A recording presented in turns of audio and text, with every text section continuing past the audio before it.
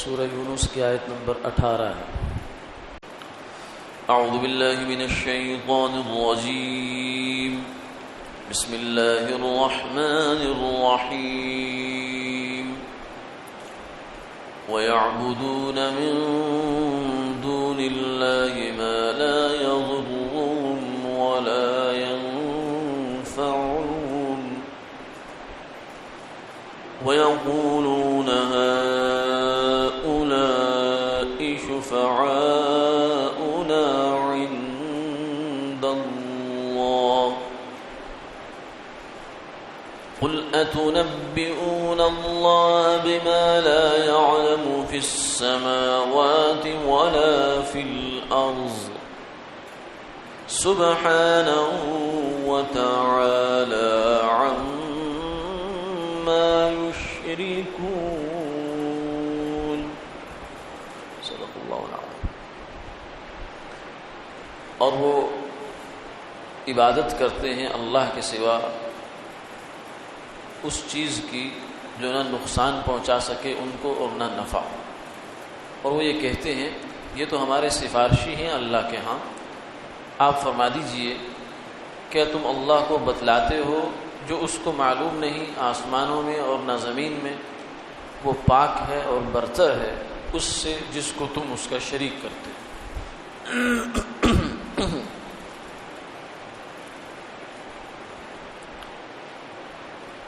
مشرکین مکہ اور مشرکین عرب، ان لوگوں کا عقیدہ اور نظریہ یہ تھا کہ اللہ تعالیٰ اس کائنات کا خالق ہے اور مالک بھی ہے، پیدا بھی اس نے کی ہے، اور الٹیمیٹلی جو اس کا اختیار ہے وہ اسی کے پاس ہے۔ لیکن اس نے کچھ ارواح کو، کچھ نیک لوگوں کو اس کائنات کے کچھ کام ذمہ لگا دیے، ڈسٹریبیوٹ کر دیا گویا کہ خدائی کو، اور وہ چھوٹے چھوٹے جو کام ہیں وہ ذمہ لگا دیے۔ جیسے بادشاہ ہوتا ہے وہ اختیار تو سارا اس کے پاس ہے، لیکن وہ محکموں کے ذمہ لگا دیتا ہے، افراد کے ذمہ لگا دیتا ہے، وہ جب چاہے جس کو معزول کرنا چاہے کر دے، جس کو رکھنا چاہے رکھ دے، ریپلیس کر دے کسی کو، یہ اس کا اختیار ہے۔ تو مالک تو ہے، وہ خالق بھی ہے، مالک بھی ہے، لیکن متصرف اور مدبر نہیں، اس کو تدبیر کہتے ہیں، تصرف اور تدبیر، یعنی کائنات کو جو آگے چلانا ہے پریکٹیکلی وہ ساری کائنات اللہ خود نہیں چلا رہے، نعوذ باللہ من ذالک، بلکہ یہ کچھ لوگ ہیں جن کو اللہ نے ثبوت کر دیا کہ تم لوگ دیکھو اس کو۔ تو اب چنانچہ ہماری رزق، ہماری اولاد، ہمارا کاروبار، ہماری صحت، ہمارے سفر، حضر، مسائل، یہ جتنے بھی انسانی زندگی کو پیش آنے والے امور ہیں وہ اکثر و بیشتر وہ کہتے تھے کہ وہ سب ان کے ساتھ وابستہ ہیں، یہ مقرب لوگ ہیں، نیک لوگ ہیں، نیک ہستیاں ہیں، ان کے پاس ہے اختیار۔ تو انسانی فطرت یہ ہے کہ جس کے پاس اختیار ہوتا ہے پھر اسی کے پاس جاتا ہے، اسی کو خوش کرنے کی، اسی کو راضی کرنے کی کوشش کرتا ہے۔ تو اس لیے وہ لوگ ان کی عبادت بھی کیا کرتے تھے۔ پھر انہوں نے اسی عنوان سے بت بنا لیے کہ وہ روح جو ہے وہ کہاں ہے، کیسی ہے، کس کو پتہ ہے، تو ایک نمونہ بنا کے رکھ لو سامنے، اس کے ساتھ وہی سب کچھ کیا جائے جو کہ اس روح کے ساتھ کرنا ہے۔ تو یہ بت اس طریقے سے بت پرستی عرب میں رواج پا گئی۔ تو ان کی پھر وہ باقاعدہ عبادت کرنا شروع ہو گئے، یعنی ایسی نہیں ہے کہ بت کو صرف وہ انہوں نے ایک ڈائریکشن بنا لی کہ اس ڈائریکشن میں ہم نے یہ کرنا ہے، نہیں، بلکہ بت قائم مقام ہو گیا اس روح کے یا اس جو بھی ان کے ذہن میں ایک نقطہ نظر تھا اس کی وہ علامت بن گیا بس۔ ایسا نہیں ہے جیسے کعبے کو مسلمان سجدہ کرتے ہیں، مسلمان تو ایک ڈائریکشن کو سجدہ کرتا ہے، وہاں کسی چیز کو نہیں سجدہ کرتا، نہ کعبے کے حجر اسود کو سجدہ ہے، نہ یہ کعبے کے پتھروں کو سجدہ ہے، نہ اس عمارت کو سجدہ ہے، یہ کوئی چیز بھی ایسی نہیں ہے جو سجدہ کی مستحق ہو۔ مسلمان تو صرف اس جہت کی طرف، اس ڈائریکشن پہ منہ کر کے کھڑا ہوتا ہے۔ اس لیے اگر بالفرض ایسا ہوتا رہا ہے، تاریخ میں بھی ہوتا رہا ہے اور اب ہو بھی سکتا ہے کہ اگر کعبہ زمین کے برابر کر دیا جائے، ساری جتنی بھی عمارت ہے، پتھر ہے، وہ اٹھا کر سب دائیں بائیں لے جائیں ایک مسلمان پتھر اپنے گھر میں لے آئے تو اس پتھر کی طرف منہ کر کے نماز نہیں پڑھ سکتا، بلکہ اگر اس پتھر کو وہ سامنے رکھ کے نماز پڑھے گا تو پھر بھی اس پر ممکن ہے کہ اس کے اوپر کوئی الیگیشن ہو جائے کہ یہ تو کیا کر رہا ہے۔ وہ پتھر جب وہاں تھا تب اس کی طرف رخ تھا، تو اس پتھر کی طرف رخ نہیں تھا، اصل میں اس جہت کی طرف رخ تھا۔ تو اگر یہ عبارت یہاں سے ہٹ بھی جائے کعبہ کی تو کوئی مسلمان بھی اس عمارت کو پھر سجدہ نہیں کرے گا، بلکہ اسی جہت میں سجدہ کرے گا۔ اس لیے فَوَلُّوا وُجُوهَكُمْ شَطْرًا، فرمایا کہ اس کی طرف اس رخ پہ اپنے منہوں کو نماز میں کر لیا کرو۔ اس لیے فرمایا کہ جو ہے وہ قبلے کو اہل نظر قبلہ نما کہتے ہیں۔ یہ قبلہ ہے، اصل میں قبلہ نما ہے، یعنی اللہ تعالیٰ تو ویسے تو جہت سے پاک ہے، وہ مکان سے پاک ہے، وہ زمان سے پاک ہے، وہ ڈائریکشن سے پاک ہے۔ یہ اسپیس اور ٹائم اور یہ سب چیزیں جو ہیں یہ تو ہمارے لیے ہیں، وہ تو اس کا خالق ہے، وہ اس میں کیسے آ سکتا ہے؟ اس لیے وہ، لیکن انسان ظاہر ہے کہ اب عبادت تو کرنی ہے، عبادت کے لیے کہیں نہ کہیں رخ تو کرنا ہے، تو اللہ تعالیٰ نے ایک رخ متعین کر دیا کہ بس اس رخ پہ سمجھو کہ تم نے اگر منہ کر لیا تو تمہارا منہ میری طرف ہی ہے۔ تو اصل میں سجدہ اللہ تعالیٰ کو ہے، جیسے فرمایا کہ قبلے کو اہل نظر قبلہ نما کہتے ہیں۔ نما مطلب دکھانے والا، قبلہ اصل میں قبلہ نہیں ہے، یہ قبلہ اصل تو اللہ ہے۔ سجدے کا جو قبلہ ہے وہ اصل اللہ کی ہستی ہے، اللہ کی ذات ہے، لیکن وہ قبلہ اس کی صرف اس کا اشارہ ہے۔ جیسے لکھا ہوتا ہے، ہم روڈ پہ جا رہے ہوتے ہیں، سفر کر رہے ہیں، راستے میں کوئی شہر آتا ہے موٹر وے پر یا روڈ پر، تو اس میں اس کا نام لکھا ہوتا ہے اور پھر نیچے اس کے تیر کا نشان بنا ہوتا ہے۔ تو وہ نہیں ہے، وہ صرف آپ کو متوجہ کر رہا ہے کہ آپ کا مقصود اس طرف ہے۔ تو یہ جو کعبہ ہے یہ ہمارا مقصود منزل نہیں ہوتی، بلکہ کعبہ جس ہستی کو پریزنٹ کر رہا ہے یا جس کی وہ علامت بنائی ہوئی ہے، اس ہستی کا وہاں ہم سمجھ کر اس کو سجدہ کرتے ہیں کہ ہم اللہ تعالیٰ کو سجدہ کر رہے ہیں۔ اس لیے حدیث پاک میں آتا ہے کہ جب نمازی نماز پڑھتا ہے تو اللہ تعالیٰ اس کے سامنے ہوتے ہیں، قبل وجہہ، فرمایا کہ سامنے قبلے کی طرف تھوک نہ ڈالا کرو، کیونکہ اس کا ادب ہے، نماز پڑھتے ہوئے اگر تھوک آ جائے تو دائیں بائیں کر دو۔ یہ اس زمانے کی بات ہے جب، یا آج بھی اگر مٹی ہو، کچا فرش ہو، مسجد نہ ہو، کیونکہ مسجد ہو اور مسجد میں بھی پھر ایسی جگہ کہ جہاں آگے اس تھوک کو صاف کرنا ہے ممکن نہیں ہے، پھر مسئلہ بن جاتا ہے، تو وہاں نہیں۔ اس لیے آپ صلی اللہ علیہ وسلم ایک دفعہ مسجد میں تشریف لائے تو قبلے کی دیوار میں آپ نے دیکھا کہ ایک صاحب نے تھوکا ہوا ہے، اس کے اثرات ہیں، نشان ہیں، تو آپ بہت سخت غصے ہو گئے، چہرہ مبارک سرخ ہو گیا۔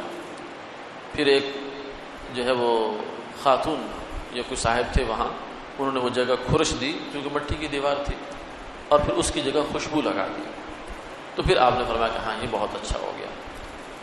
تو قبلے کی دیوار میں تھوکنے سے بھی منع۔ اسی لیے ہمارے ہاں ادب ہے قبلے کا کہ قبلے کی طرف پاؤں نہیں ہونے چاہیے، قبلے کی طرف تھوکنا نہیں چاہیے، اور ایسا کوئی کام نہیں کرنا، قبلے کی طرف منہ کر کے پیشاب نہیں کرنا چاہیے، پیشاب پاخانہ میں قبلے کی طرف نہ رخ کرنا چاہیے نہ پیٹھ کرنی چاہیے۔ یعنی کیوں؟ اس لیے کہ یہ جو جہت ہے یہ عام جہت نہیں ہے۔ کچھ لوگ یہ سمجھتے ہیں بیچارے کہ شاید یہ جو ہے نا وہ پتھروں کا کچھ مسئلہ ہو رہا ہے، نہیں، پتھروں کے ساتھ کوئی معاملہ نہیں۔ سر اللہ تعالیٰ نے اپنی خاص جو ہے وہ تجلی فرمائی ہے قبلے پر، یہ اس کا ادب ہے، یہ اللہ تعالیٰ کی ذات کا ادب ہے، اور کعبۃ اللہ اسی کا شعار ہے، اسی کی یاد دلاتا ہے۔ تو بیت اللہ جو ہے یہ ہمارا مسجود نہیں ہے، یہ سجدے کی ڈائریکشن ہے، مسجود اللہ تعالیٰ کی ذات ہے، معبود اللہ تعالیٰ کی ذات ہے۔ تو مسلمان کا ایسا نہیں ہوتا، لیکن یہ جو بت پرست ہوتے ہیں، مشرک ہوتے ہیں، ان کا مسئلہ یہ ہے کہ جو بت کو معبود بنا لیتے ہیں، یہ اسی کو مقصود بنا لیتے ہیں، اور اس کے پیچھے ان کا نظریہ ہوتا ہے۔ نظریہ یہ ہے کہ یہ جو بت ہے، یعنی بت کا پتھر مراد نہیں، ان کی بت سے مراد اس بت کی جس کے نام پر انہوں نے بت بنایا ہے، کہ وہ ہستی اتنی اپروچ رکھتی ہے اللہ تعالیٰ کے ہاں کہ ہم اگر اس کو عبادت کر کے ہم نے راضی کر لیا تو یہ اللہ کے ہمارا کام بنا دے گا۔ تو بجائے اس کے کہ ہم اللہ کو راضی کریں، اس میں ان کے بعض دفعہ یہ بھی نظریات بھی ہوتے تھے کہ اللہ تعالیٰ تو وراء الورا وراء الورا وراء الورا ہے، وہاں کس کی پہنچ ہے؟ ما نعبدهم الا ليقربونا الى الله زلفى، ہم ان کی عبادت اس لیے کرتے ہیں، بتوں کی مشرکین یہ کہتے تھے اپنے منہ سے، ہم اس لیے کرتے ہیں تاکہ یہ اللہ کے ہمیں قریب کر دے. تو عبادت شرک ہے. جسے فرمایا لا الہ الا اللہ، اللہ کے سوا کوئی عبادت کے لائق نہیں ہے. عبادت صرف اسی کی ہونی چاہیے جو اس کائنات کا خالق بھی ہے، مالک بھی ہے. قرآن پاک آپ پڑھتے چلے جائیں، آپ کو بار بار ملتا ہے کہ اللہ تعالیٰ ایک نقطے پر بار بار متوجہ فرماتے ہیں کہ دیکھو یہ کون کر رہا ہے، زمین کو کس نے بنایا، آسمان کس نے بنایا، سورج کون چلا رہا ہے، ہوائیں کون چلا رہا ہے، پھر پانی کو کون بہا کے لاتا ہے، بادلوں کو کون اٹھاتا ہے، پھر آ کے برساتا ہے، پھر ندی نالے بن جاتے ہیں، پھر تمہاری غذائیں بن جاتی ہیں، پھر مویشی ہیں، پھر جانور، یہ کون کر رہا ہے. یعنی ایک ایک چھوٹی چھوٹی چیز کو پکڑ پکڑ کے اللہ تعالیٰ متوجہ کر رہے ہیں انسان کو کہ یہ کون کر رہا ہے، یہ کون کر. امن خلق السماوات والارض وانزل لكم من السماء ماء فانبتنا به حدائق ذات بهجة ما كان لكم ان تنبتوا شجرها اانتم تزرعون ام نحن الزارعون. کہ یہ کھیتی تمہاری وہ کون اگاتا ہے، ہم اگاتے ہیں. آسمانوں سے پانی کون برساتا ہے، ہم برساتے ہیں. ایک ایک چیز بتائی گئی تاکہ یہ جو ان کی غلط فہمی تھی مشرکین مکہ کی وہ نکل جائے. اس میں مسلمان اس میں مبتلا نہیں ہو سکتا، نہ اس کو ہونا چاہیے، کیونکہ مسلمان کا عقیدہ یہ ہوتا ہے کہ اللہ تعالیٰ اس کائنات کا خالق بھی ہے، مالک بھی ہے، مدبر اور متصرف بھی ہے. یعنی اس کائنات کا ذرہ ذرہ ڈائریکٹ اللہ تعالیٰ کے حکم سے چل رہا ہے. یعنی کہ اللہ تعالیٰ بیچ میں کسی واسطے کے اس طریقے سے محتاج ہیں جیسے بادشاہ محتاج ہوتا ہے. نہیں، ایسی بات نہیں. وہ نہ اس کا علم میں کوئی کمی ہے، نہ اس کی قدرت اور تصرف میں کوئی کمی ہے. تو اس لیے جب سب کچھ اس کے ہاتھ میں ہے تو پھر عبادت بھی اسی کی ہونی چاہیے. ان کے بارے میں فرمایا کہ یہ جن کی عبادت کر رہے ہیں مشرکین مکہ، یہ تو ایسے بے بس ہیں، لا یضرهم ولا ینفعهم، نہ ان کے پاس کوئی نفع ہے نہ ان کے پاس کوئی نقصان ہے. جو ان کی عبادت نہیں کرے گا اس کو کچھ بگاڑ نہیں سکتے، جو ان کی عبادت کرتا ہے اس کو کچھ سنوار نہیں سکتے. تو پھر ہے کیا؟ پھر یہ کہتے ہیں وَهَؤُلَاءِ شُفَعَاؤُنَا عِندَ اللَّهِ، کہ یہ اللہ کے ہاں ہمارے سفارشی ہیں. اور سفارش سے بھی ان کے مراد یہ تھی کہ یہ اللہ کے ہاں زبردستی کی سفارش کریں گے. شفاعت کا عقیدہ برحق ہے، مسلمانوں کا بھی ہے، قرآن پاک میں بھی ہے، لیکن وہ شفاعت بالاذن ہے. یعنی اللہ کی طرف سے اجازت ہوگی کہ سفارش کرو تو سفارش ہوگی. یعنی اللہ تعالیٰ کا فیصلہ جس کے بارے میں ہوگا کہ اس کے اعمال اگرچہ اچھے نہیں ہیں لیکن اس کو لے جاؤ جنت میں، تو اللہ تعالیٰ اس کے لیے بہانہ بنائیں گے کسی کی سفارش کو. اور اس بہانے کے پیچھے حکمت یہ ہوگی کہ جو سفارش کر رہا ہے اس کا اعزاز اور اس کا جو عزت ہے وہ لوگوں کے سامنے، اس کا مقام سامنے آ جائے. تو سفارش وہی لوگ کریں گے جن کا اللہ کے ہاں ایک مقام ہے.